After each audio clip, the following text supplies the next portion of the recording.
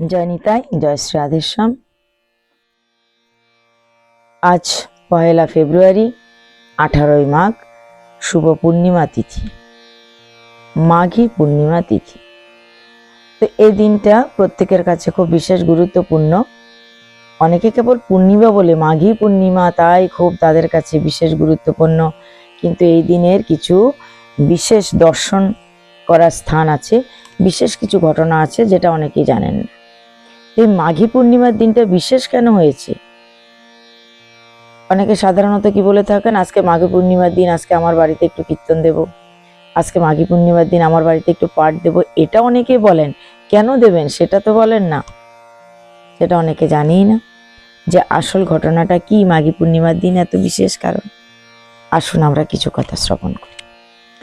এই মাঘী পূর্ণিমার দিন একসঙ্গে 3 ঠাকুর দর্শনের দিন। 3টে ঠাকুর এই দিনে একদিনে দর্শন করতে হয়। সেই 3 ঠাকুর কোনটা কোনটা? সেই 3 ঠাকুরের মধ্যে বড় ঠাকুর হচ্ছেন, সব থেকে বড় হচ্ছে শ্রীরামপুরের রাধাবল্লভ। মেজ ঠাকুর হচ্ছে খড়দহের শ্যাম সুন্দর, আর ছোট ঠাকুর হচ্ছেন সাইবনের নন্দদুলাল। এ হচ্ছে 3 ঠাকুর। এই 3 ঠাকুরকে মাঘী পূর্ণিমার দিন একদিনেই দর্শন করতে হয়, তবে বহুত পুণ্য হয়। কথিত আছে যে এই 3 ঠাকুর একই দিনে প্রতিষ্ঠা হয়েছিল, আর সেই প্রতিষ্ঠার দিনটা কি ছিল? শুভ মাঘী পূর্ণিমা তিথি, পূর্ণিমার দিন ছিল মাঘ মাসের। তো এই পূর্ণিমা তিথিতে একটা পাথরকে কেটে টুকরো টুকরো করা হয়, 3 টুকরো করা হয়েছিল। 3 টুকরো থেকে 3টি বিগ্রহ তৈরি করা হয়েছিল, কিন্তু পাথরটাকে 3 টুকরো করার পরেও ছোট্ট একটু টুকরো বেঁচে গেছিল।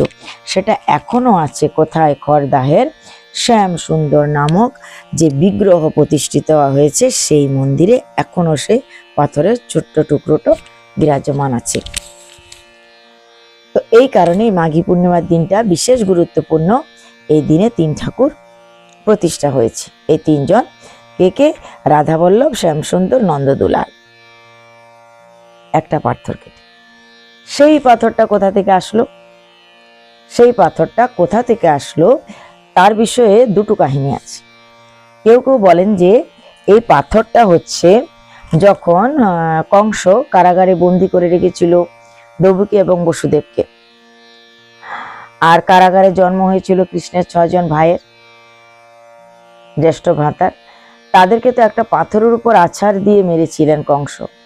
তো যে পাথরটার উপর আছাড় দিয়ে মেরেছিলেন, অনেকে বলেন এই পাথরটা হচ্ছে সেই পাথর।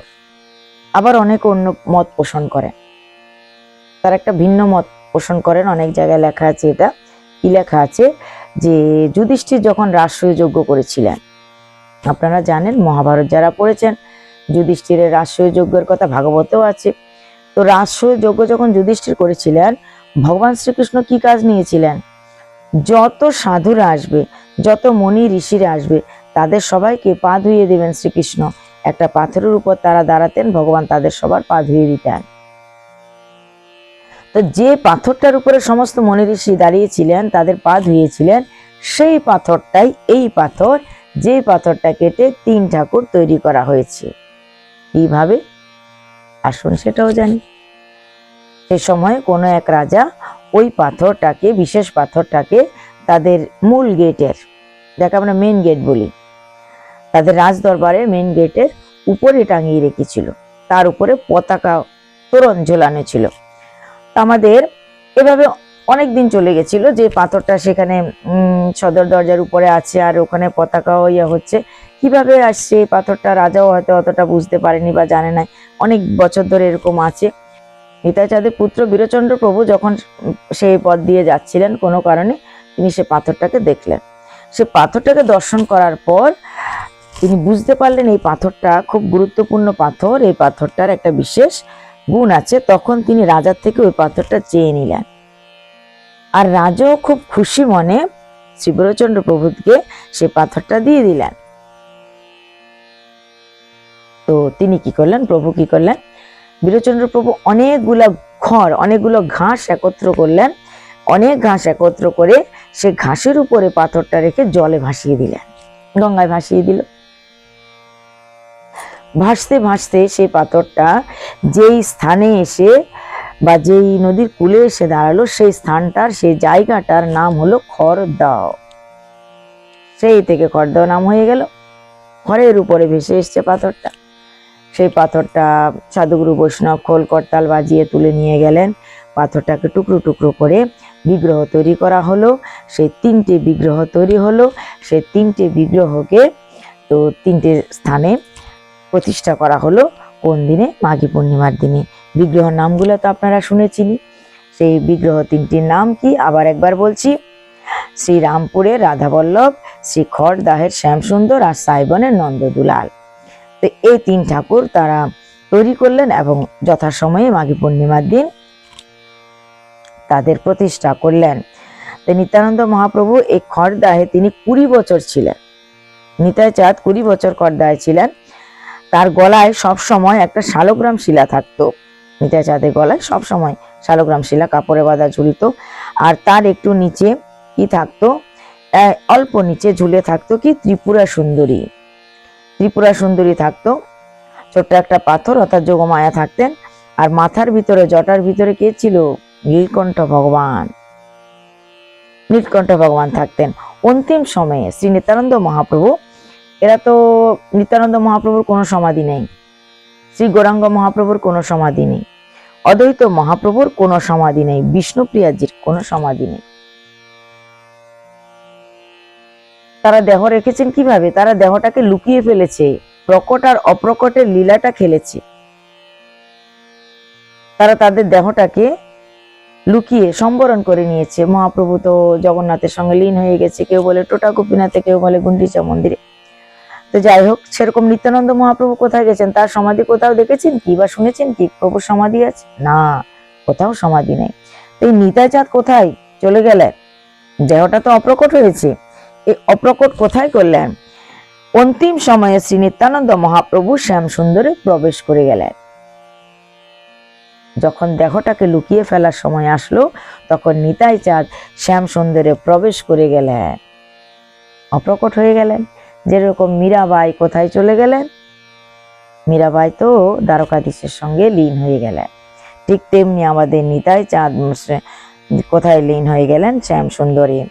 অদ্বৈত মহাপ্রভু কোথায় গেলেন? তারও তো কোনো সমাধি নেই। অদ্বৈত মহাপ্রভু মদন গোপালের মধ্যে প্রবেশ করে গেলেন। শ্রীমন অদ্বৈত মহাপ্রভু যখন অন্তিম সময় আসলো, তিনি শান্তিপুরে মদন গোপালের ভিতরে প্রবেশ করে গেছেন। তাই তার কোনো সমাধি নেই, বিগ্রহ প্রবেশ করেছেন। শ্রী বিষ্ণুপ্রিয়াজি কি করলেন? তারও তো সমাধি নেই। কিছুদিন আগে আপনাদের শ্রবণ করিয়েছিলাম, শ্রীমন মহাপ্রভু যে হরিনাম বিতরণ করেছেন, হরিনামের বন্যা জগৎকে ভাসিয়ে দিয়েছেন। এই প্রেম ধন বিতরণ করেছেন কে? সঞ্চয় করেছিল প্রেম ধন? কি আদেশ দিয়ে গেছেন শ্রীমন মহাপ্রভু শেষ সময়ে বিষ্ণুপ্রিয়ার জন্য? কিভাবে সঞ্চয় করেছিলেন বিষ্ণুপ্রিয়াজি সে নাম ধন? কি করে বিতরণ করলেন মহাপ্রভু সেই ধন? এই বিষয়ে আপনাদেরকে আগে শ্রবণ করিয়েছি, তাই আজকে আর ওই বিষয়ে আলোচনা করছি না। কেবল বিষ্ণুপ্রিয়াজি কোথায় প্রবেশ করলেন সেটা আপনাদের জানাচ্ছি। বিষ্ণুপ্রিয়াজি দেহ রাখেননি। তা আমাদের মাতা জগৎ জননী, যিনি ভূদেবীর অবতার বা সত্যভামার অবতার, সেই বিষ্ণুপ্রিয়াজি নবদ্বীপ ধামে ধামেশ্বর গৌরে প্রবেশ করে গেলেন। ধামেশ্বর গৌরে শ্রী বিষ্ণুপ্রিয়া দেবী প্রবেশ করে গেছেন, তার লীলা সম্বরণ করেছিলেন। তো এইভাবে মাঘী পূর্ণিমার কিছু কথা, অল্প ছোট্ট কিছু কথা আপনাদের শ্রবণ করালাম। কথা তো অনেক বড় আছে, অনেক আছে, কিন্তু সময়ের স্বল্পতা আছে, তাই 3 ঠাকুর দর্শনের কথা আলোচনা করলাম। যাদের সৌভাগ্য হয়েছে 3 ঠাকুর দর্শন করার, খুবই ভাগ্যবান তারা। আরো অনেকেই দর্শন করবেন 3 ঠাকুর। তাই আমরা কেবল ঘরে বসে 3 ঠাকুরের মনে মনে দর্শন করছি। আর কি করছি? সবাইকে হরি নাম শ্রবণ করানোর চেষ্টা করছি। সবাই হরি নাম শ্রবণ করুন, শ্রীমন মহাপ্রভুর কথা শ্রবণ করুন, নিত্যানন্দের মহিমা কীর্তন করুন। আর মানব জীবনের একমাত্র যে উদ্দেশ্য, ভগবানকে পাওয়া, ভগবানকে প্রাপ্তি করা, সেই উদ্দেশ্য সফল করার জন্য আমরা ভক্তিপথে অগ্রসর হই।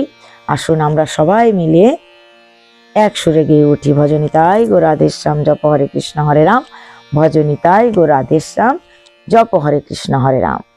জয় নিতাই, জয় শ্রী রাধেশ।